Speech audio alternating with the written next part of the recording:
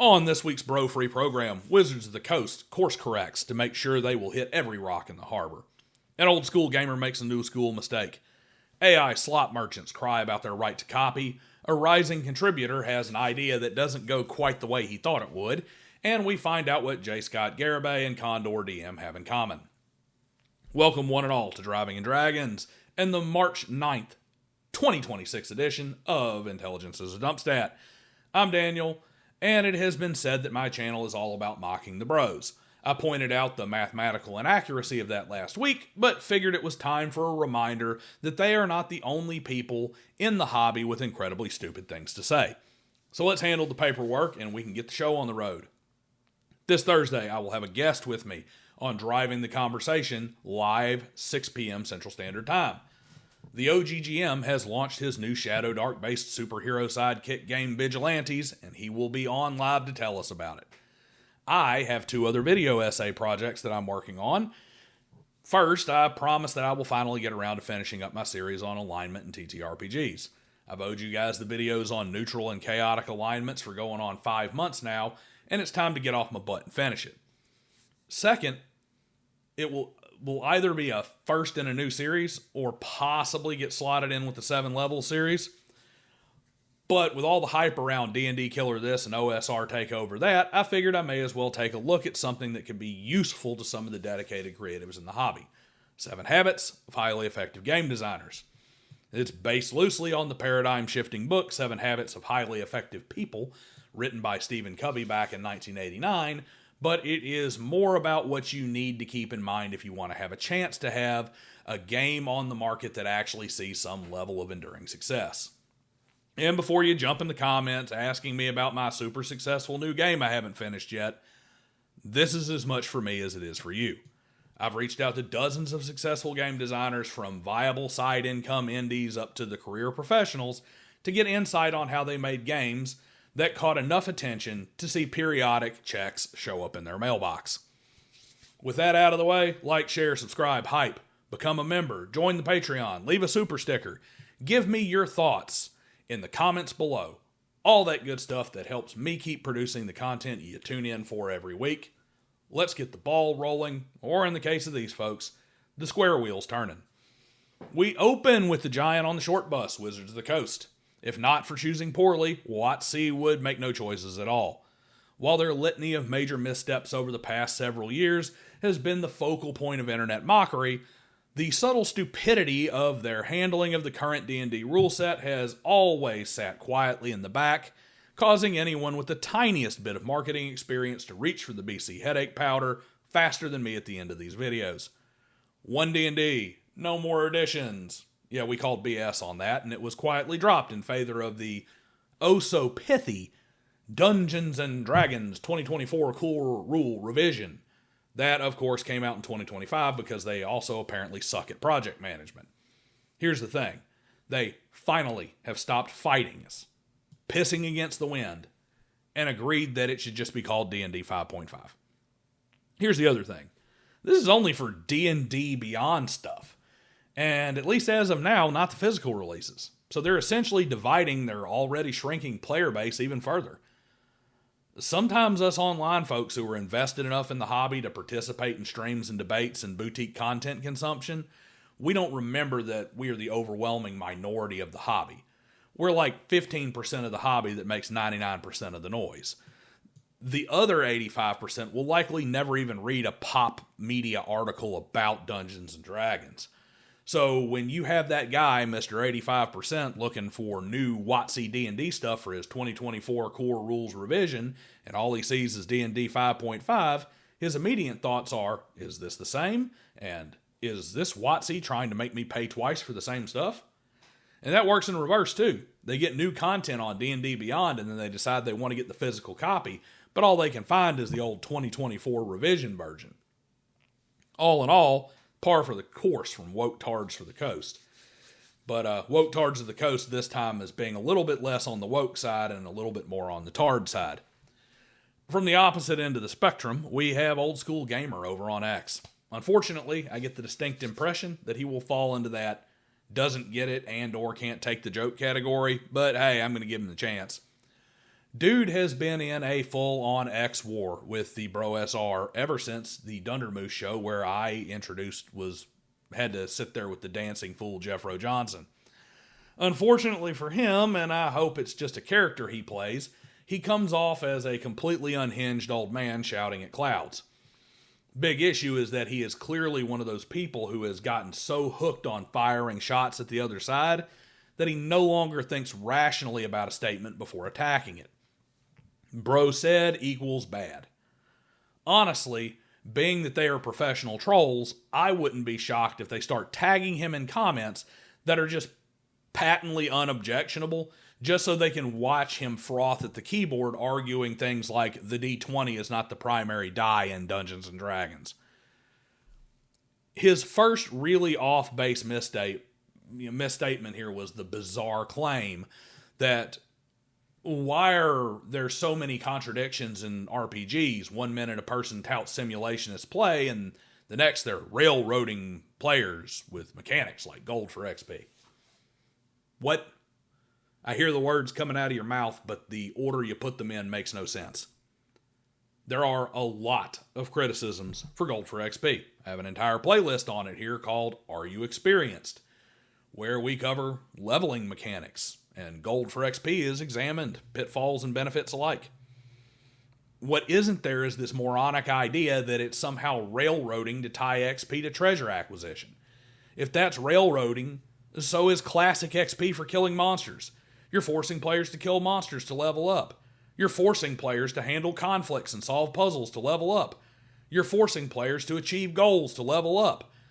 They're all idiotically equal statements. Everything is a railroad, folks. And why? Because a Bro SR account said that they like it, and that means it must be bad.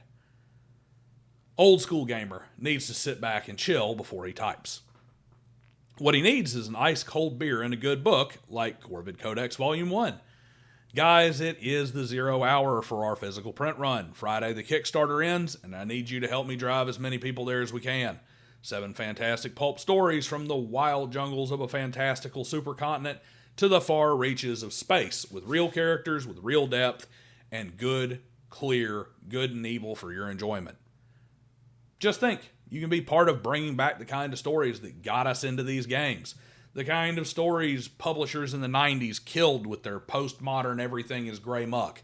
So hop on over and grab a digital copy for $5 or pony up a square $50 to get your first 4 issues in glorious paperback goodness. And you know what you won't find in Corvid Codex? AI slop. Hell, you won't even find well-done AI images that were the result of hours and hours of carefully crafted prompts and later editing with actual image processing software like you find in the publications that use AI responsibly. It's all human work, which means we don't have to worry about copyright, because we just get it. But the slop merchants and the unethical lower mid-tier character art commission churners, they sure do have to worry about it. The Supreme Court declined to hear a case regarding copyright protection for AI-generated artwork. Now those of us who understand how this works also understand that SCOTUS is likely just waiting for a large body of case law to make it through the lower courts so they can review it in its totality instead of taking up an early case only to have another case a few months later where they essentially have to cover the same subject. But the AI crowd is crying in broken English about it anyway. It's too vague. How much AI is too much? What if it's just the background? What if I photoshopped the AI picture? How about this? Get good, scrub. IP protection always existed only for human-generated intellectual property. It's there to protect the creator of the original idea and the original expression. Regular viewers here know that in the big scheme, I'm largely a pro-AI guy. It's a tool, and like any other, it can be used both properly and improperly. It levels the playing field for the little guy, especially in our hobby, where a book needs thousands, if not tens of thousands of dollars in artwork to stand on the shelf next to even mid-grade offerings. But the price of that is that you give up the IP protection on the artwork. Think of it as getting hundreds per image to talk, to make all your artwork public domain. You're getting paid hundreds of dollars per piece of artwork to make your artwork just free for anybody. As I've stated before, the people that you hear crying the loudest about AI are the dime a dozen talents and the grifters. And that is on both sides. In this case, it's the AI slop merchants crying about their transformative work not being transformative enough and not being original enough. Next, we go to Facebook and the land of ideas that didn't go the way you thought they would. Now, old rising contributor here, and I'm being a bit nicer about random gamers and Facebook groups than TTRPG talking heads, what can I say? He thought this would be a gem dandy of an idea. Now, after getting lampooned in the comments, he quickly edited the first sentence of his post, changing the word awesome to the word annoying for obvious reasons, but I saw the original, even if I missed my chance to screenshot it. You see, he has the most annoying character idea for a new campaign. No one will want this character to die. He's a 2024 rules, of course, bard named Beavis Cornholio, who uses inspirational leader to hand out rerolls and bonuses like crazy, and uses vicious mockery to demand TP for his bunghole and such. Wow, it is so original, guys. No, dude, it ain't. And everyone will want that character, and likely you as well, dead before the first session is over. Here's the thing about the new school Nimrods in particular that they need to understand. Joke characters are hilarious to talk about, and they are vexing to have in your game. Even a one-shot that runs a little long is about 3 times as long as it takes for a slapstick character to wear out its welcome, especially if it's just a blatant rip-off of something. Think about it.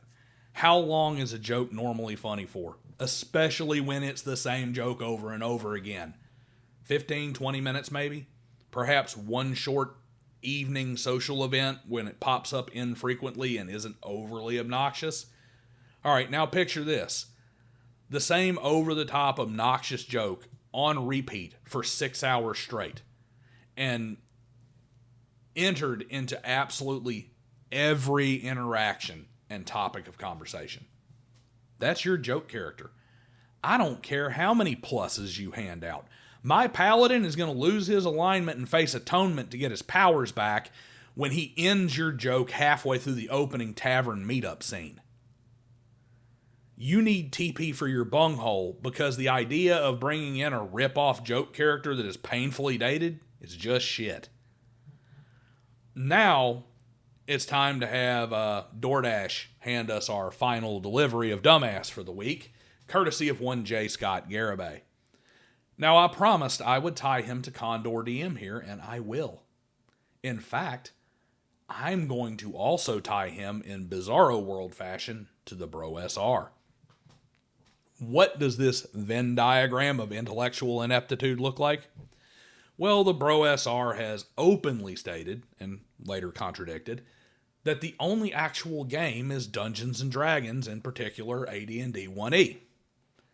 Condor DM has gone on innumerable rants about how nobody except him is an actual game designer because they all use pieces from other systems and don't just make a bespoke game.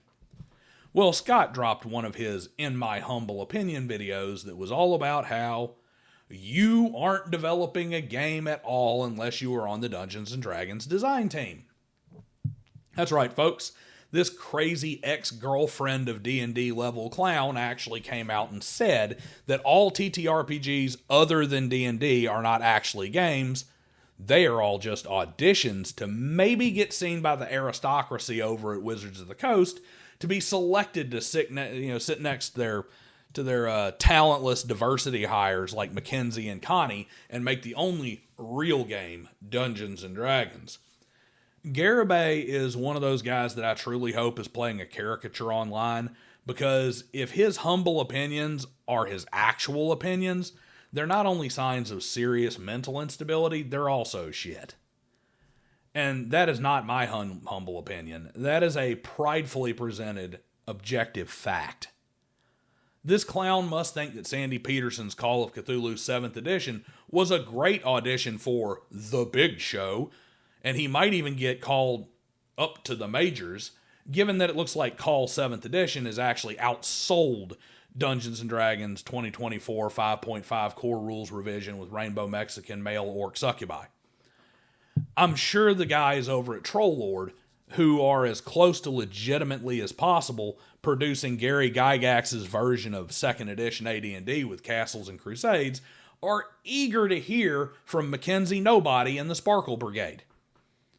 They can't wait to have their brand new facility burned to the ground by pitchfork-wielding nerds pissed off by the latest WotC marketing decision.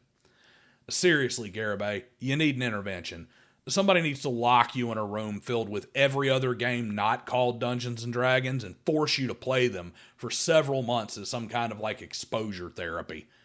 And that's all I've got, except for a headache because those marketing guys took all my BC headache powder before I could get to it. See you next time.